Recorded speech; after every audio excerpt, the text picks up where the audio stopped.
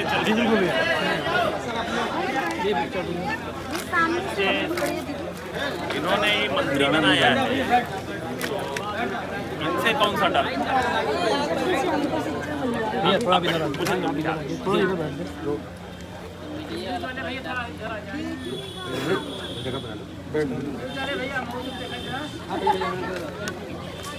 बहुत लंबी लड़ाई लड़ी आप लोगों ने, बहुत लंबी।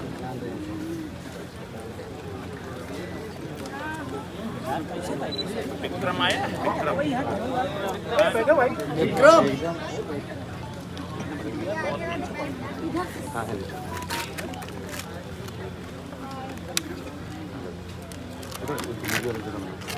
देखिए, इसमें मुझे सिर्फ इतना कहना है कि हम लोग अगर राजनीति के इसमें से बाहर निकल करके बात करें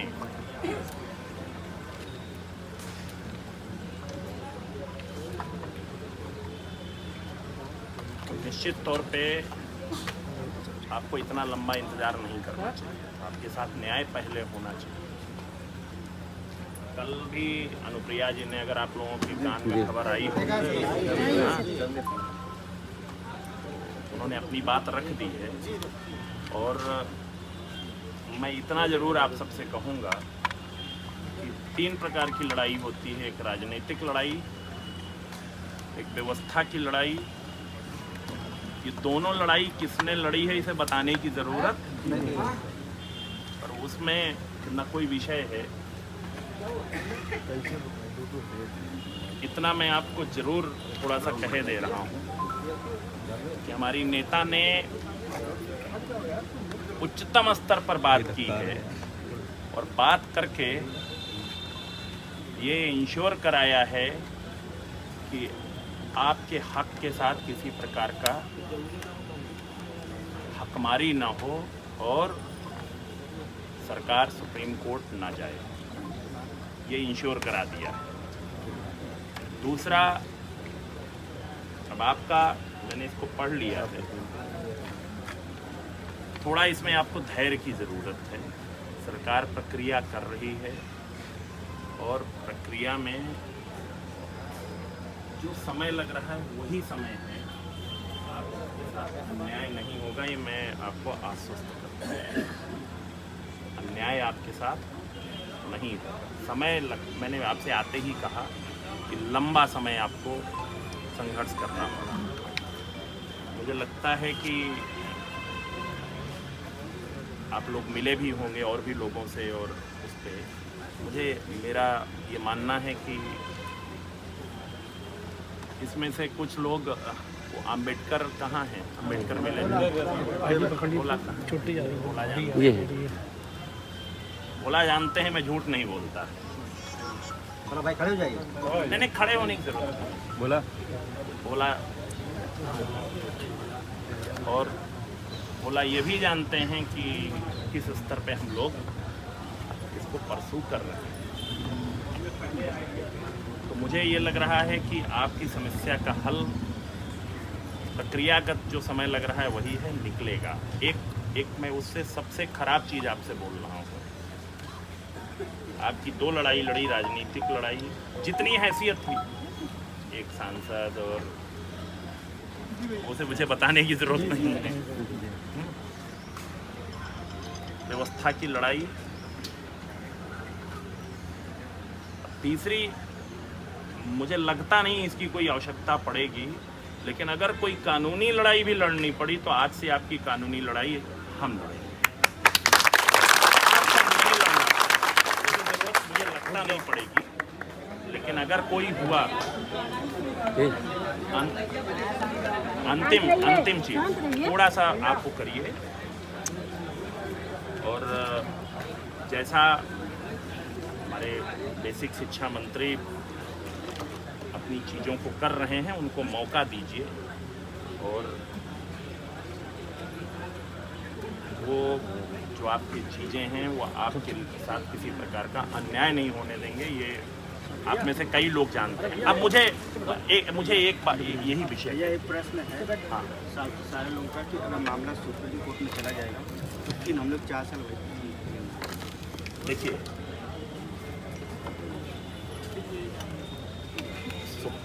इस चूंकि न्यायालय का विषय है तो मैं टिप्पणी नहीं करूंगा, लेकिन मैं इतना जरूर आपसे कहूंगा, पकड़ ली नौकरी तो आपको आशीष पटेल मंत्री रहें या ना रहें, कोई मंत्री रहे या ना रहे, नौकरी तो आपको देनी ही पड़ेगी, चाहे सरकार कोई भी रहे। इसके अलावा कोई रास्ता नहीं, इस पे आप निश्चिंत रहें। कोई समय सीमा तो नहीं चाहिए। मैंने बोला जी, ये आप इतने दिनों से संघर्ष कर रहे हैं, निश्चित तौर पे मैं समझ रहा हूँ कि धैर्य मैं भी होऊंगा तो उस धैर्य, मेरा भी धैर्य टूट जाएगा, लेकिन आप बहुत कुछ आप जानते हैं, तो आपको तो धैर्य नहीं खोना चाहिए। आप तो बहुत कुछ चीज़ें जानते हैं, आपको तो मैंने बहुत कुछ चीज़ें बताई। भैया जी का बहुत धैर्य टूट नहीं, मैंने क्या कहा, इतना लंबा संघर्ष है। डबल बेंच का आदेश। मैंने मेरी बात सुनी, मुझे कह लेने। आप तो ये तो जानते हैं कि आपके विरुद्ध जो भी आपके पक्ष में आपके साथ अन्याय हुआ है या जो भी हुआ है, इसके लिए किसी प्रकार का, बहुत सारी चीज़ें सबके सामने मैं नहीं कह सकता, मेरी मजबूरी है। भैया जी, जो अधिकारी इसमें संलिप्त है, आपने वादा किया था, पूरी बात सुन लो। आप तो आपके सामने मैंने बहुत सारी चीज़ें की हैं, आपको तो है जान के। आपके साथ और भी जो लोग थे, 2-4 लोग जो मिले थे मुझसे, मैं भी बोला आप थे ना, आप भी जानते हैं मैंने क्या प्रयास किया। उसमें कुछ मेरी एक मर्यादा है, मैं अपनी मर्यादा नहीं क्रॉस करूँगा, लेकिन आप जानते हैं कि क्या हुआ है। अब से तो अब जो बात हुई है आपके सामने, उससे तो आप नहीं संतुष्टि है, भरोसा संतुष्ट हैं, है ना? तो फिर आपको एक उसी भरोसे के साथ, जिस भरोसे के साथ वो कह रहे हैं, थोड़ा माननीय बेसिक शिक्षा मंत्री को कुछ समय दीजिए। वो अपना काम कर रहे हैं, उन्हें करने दीजिए। देखिए, उनको काम करने दीजिए। ये मैं आपको जरूर सबके सामने आश्वस्त कर रहा हूँ कि आपके साथ अब व्यवस्था वाला जो है अन्याय नहीं, व्यवस्था वाला अन्याय नहीं। हाँ भैया, सुने मेरी बात को। मुझे लग रहा है, कितने तारीख को आदेश आया है? 13 अगस्त को।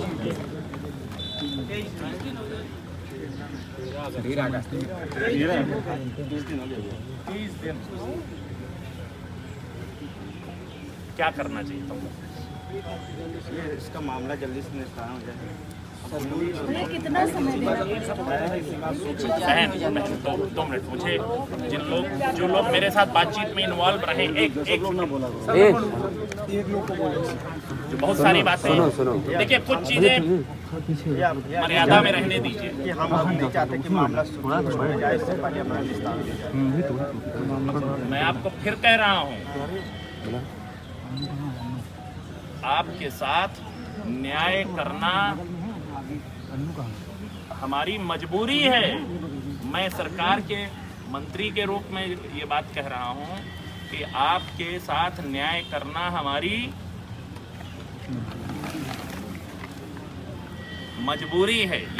इस बात की गंभीरता को आप समझिए। और इसमें से मेरा तो एक और है, अब मैं मंत्री के पद से हट करके अपनी पार्टी की तरफ से बोल रहा हूँ, ऐसे निकम्मे अधिकारियों के विरुद्ध कड़ी कार्रवाई भी होनी चाहिए।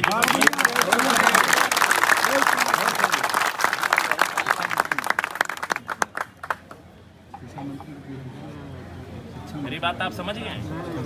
और वो भी चीजें आपसे छुपी नहीं है। जिन लोगों ने चीजों को बिगाड़ा है, उन लोगों के विरुद्ध भी कार्रवाई होनी चाहिए।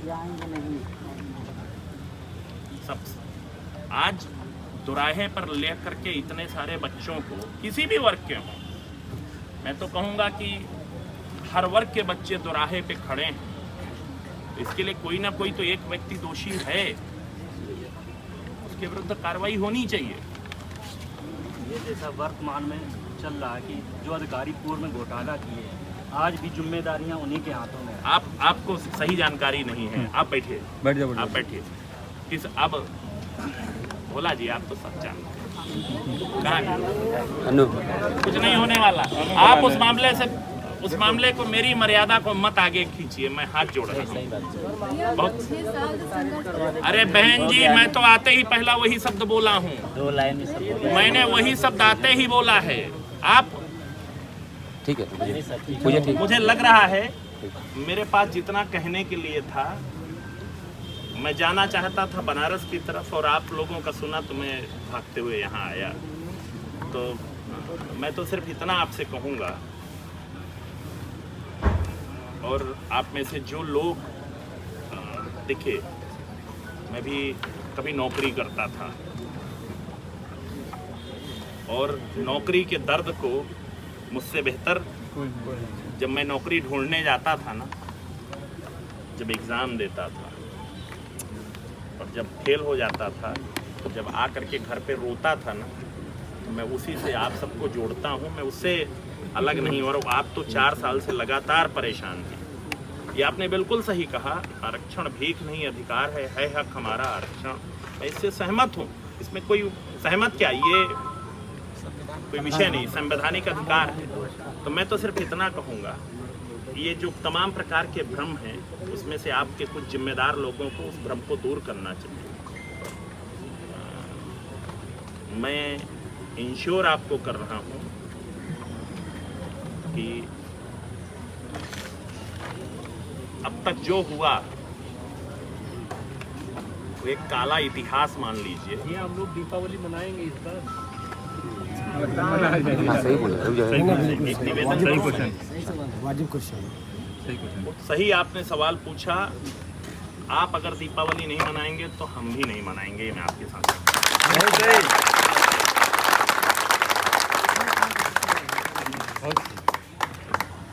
हम भी नहीं मनाएंगे, लेकिन वो स्थिति आने वाली नहीं, ये भी मैं आपको, सब लोग दीपावली मनाएंगे। मुझे ऐसा लग रहा है कि जिस तरह परिस्थितियों पे जिधर लोग आगे बढ़ रहे हैं, न्याय आपके साथ होगा, उसी चीज़ों पे चीज़ें बढ़ रही हैं। और इसमें जिस प्रकार से जिन अधिकारियों ने बदमाशी की है, सारे पक्षों के अभ्यर्थियों को खड़ा किया है। सबसे बड़े दोषी, मैं किसी का नाम नहीं ले सकता, ना मैं उस प्रक्रिया में हूँ, ना मुझे है, लेकिन कहीं ना कहीं जो सरकार के शासनादेश हैं, उनका पालन अगर किया गया होता तो आज स्थिति। और सरकार के शासनादेश का पालन करने का दायित्व जो होता है, वो उनके एग्जीक्यूटिव का होता है, मतलब जो अधिकारीगण होते हैं। बस मुझे इतना कहना है, मेरे लिए कोई और आदेश हो आप बताइए। माननीय मंत्री, एक निवेदन हम लोगों का और सा है, वो ये है, जो जितने लोग यहाँ इकट्ठा हैं, सबकी चिंता सिर्फ एक बात को लेकर है। दीदी आप जितना किए हैं वो हम लोग सब जानते हैं, और किस स्तर तक गए हैं ये भी बोला भाई, अभी जब आप लास्ट में मिले थे इन्होंने बताया मुझे, सब हम लोग जानते हैं। बस चिंता हमारी एक है, जी बिल्कुल, एक चिंता केवल माननीय मंत्री जी हम लोगों को है, क्योंकि मामला सर्वोच्च न्यायालय में अधिकारियों ने अपने लोगों के माध्यम से पहुँचा दिया है। अब चिंता इस बात की है कि अगर जो प्रयास यहाँ चल रहा है, अगर माननीय न्यायालय से अगर कोई स्टे वगैरह हो गया, तो फिर जितनी प्रक्रिया चल रही है, ये अधिकारी माननीय मंत्री जी फिर वही बात कहेंगे कि मामला न्यायालय में लंबित है, इसलिए हम कुछ नहीं कर पा रहे हैं। बस उससे हम लोगों को बचा लीजिए, क्योंकि बहुत खर्चीली प्रक्रिया है, हम लोग चाहकर भी नहीं लड़ पाएंगे। आप उस पर निश्चिंत रहिए, वो परिस्थिति आएगी नहीं है, और जीवन में हमेशा वस्त के लिए तैयार रहना चाहिए। अगर वो परिस्थिति कभी आई तो आपकी कानूनी लड़ाई अब हम लड़ेंगे। बस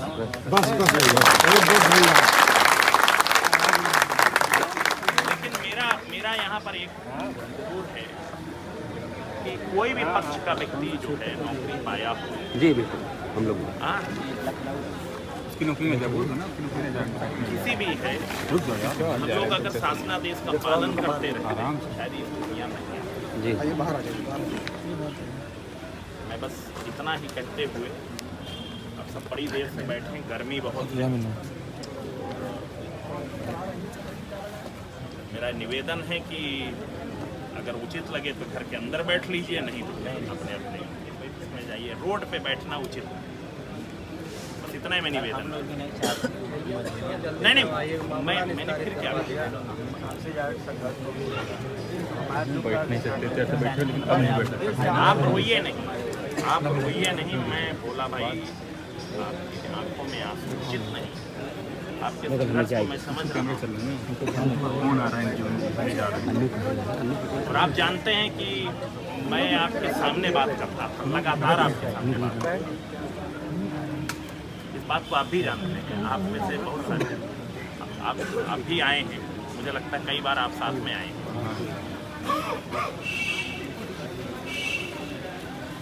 आपके साथ मुझे नहीं, अब आपकी नैया जो है मुझे लग रहा है कि किनारे पहुंचने वाली है। और सभी लोग चिंतित हैं, ऊपर से लेकर के नीचे तक। एक्चुअली देखिए, कभी एक हमारे भाई कल ही हालत में खुद दुखी हो चुके हैं। भैया एक अंतिम सवाल है। राजनीतिक भैया एक अंतिम सवाल है। राजनीतिक उत्तर मैं नहीं दूंगा यहाँ। भैया आप मुझसे राजनीतिक उत्तर अलग से सवाल भैया एक व्यक्तिगत सवाल आपसे है कि हम सारे लोग जो ये आरक्षित पीड़ित लोग हैं, इस बार ये चाहते हैं कि दीपावली हम लोग भैया आपके इसी आवास पर आपके साथ मना लें। नहीं मेरे नहीं, बिल्कुल मनाएंगे, ये हम लोग नहीं मनाएंगे। देखिए, माननीय प्रधानमंत्री जी, माननीय मुख्यमंत्री जी के और सभी वरिष्ठ लोगों के संज्ञान में ये आपकी चीज़ें हैं। और अगर आप सबको लाभ मिलेगा, आप सबका ये समस्या हल होगा, तो उसमें माननीय प्रधानमंत्री जी का सबसे महत्वपूर्ण स्थान है। तो मैं तो उनके नेतृत्व में मैं मंत्री के रूप में काम कर रहा हूँ। तो मेरी क्या हैसियत है? मेरी हैसियत नहीं है। लेकिन मैं इतना ज़रूर आपसे कहूँगा कि आपका 4 साल से लंबा समय है। भैया आप लोग जो लोग जाने तो एक बार आप लोग जाएं, शुरुआत करें, खाना शुरू करें, यही सबसे बड़ी है। दीपावली तो मैं आपके स्कूल में आके मना लूँगा। बहुत आप उठाइए, ये नहीं, प्रश्न करिए इसे। कितने दिन तक आइए सर, आइए। बोला भाई। हाँ बिटिया, और कितना दिन अब संघर्ष करना नहीं है पड़ेगा? ज़्यादा समय नहीं। मैं आपको इतना रोइए नहीं, इधर आओ। बोला भाई।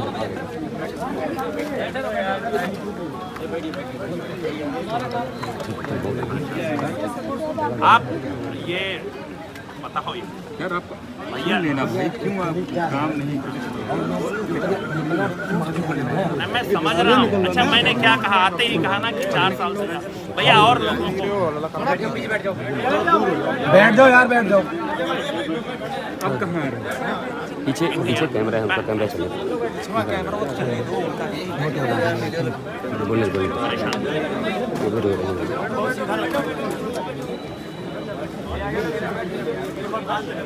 कुछ और विक्रम, कुछ और कहना बेटा? सर सबका निवेदन वही मेरा निवेदन है। पहले सर इतना निवेदन है कि ये प्रक्रिया सर आप सारी प्रक्रिया को जानते हैं, वो कौन अधिकारी है सब लोग जानते हैं, हम लोग भी जानते हैं सर, लेकिन ये प्रक्रिया जितनी विलम्ब हो रही है उतना हमारे अधिकारी है सर। आप थोड़ा सा धैर्य रखो, रखो। ये मेरा आपसे निवेदन है, भरोसा रखो और धैर्य रखो। मैं जी जैसे सुप्रीम कोर्ट में कुछ लोग चले भी गए हैं सर। अरे बोल दिया उन्होंने। आपको सुनिए, मेरी बात सुनिए इधर। नौकरी आपकी जो नौकरी है, मुझे नहीं पता उसमें आप आएंगे कौन आएगा। मुझे न मेरिट के बारे में मुझे जानकारी अभी नहीं है। मेरिट में आप हैं कौन आएगा। लेकिन जो शासनादेश के अनुसार जिसका नाम मेरिट में है, उससे नौकरी देना मजबूरी है। मैं आपसे कह रहा हूँ, बस इससे ज़्यादा मैं आपसे, उसे नौकरी देना मजबूरी भी है और हम लोगों का मंत्री के तौर पे दायित्व भी। जी और किसने क्या किया है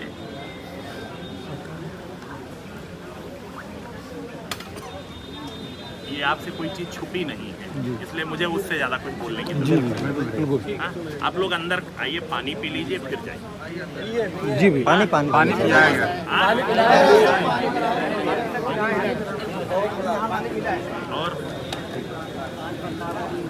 और मेरा एक अनुरोध और है, आप सुन लो यहाँ से।